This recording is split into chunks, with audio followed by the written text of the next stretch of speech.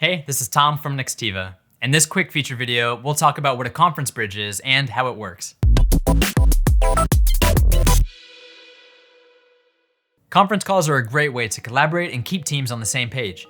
You can think of it as a virtual room people can call into and be able to speak to anyone in that room. An added benefit of conference calling is that all the participants can join the moment they're ready, versus having to wait for someone else to pick up their call. With a conference bridge, your flow of information is direct and collaborative, allowing all of your team to participate in the conversation and be able to express their opinions freely.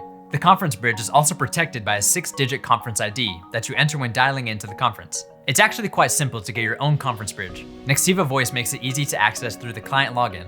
Once you have the bridge set up, anyone can join regardless of VoIP, landline, or cell. There's a few extra customizable options in there as well. To get an in-depth overview of conference bridging, take a look at the article linked in the description below.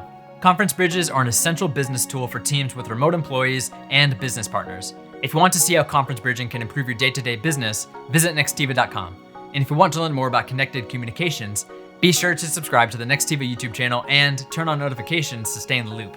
Again, this is Tom with Nextiva, and we'll see you next time.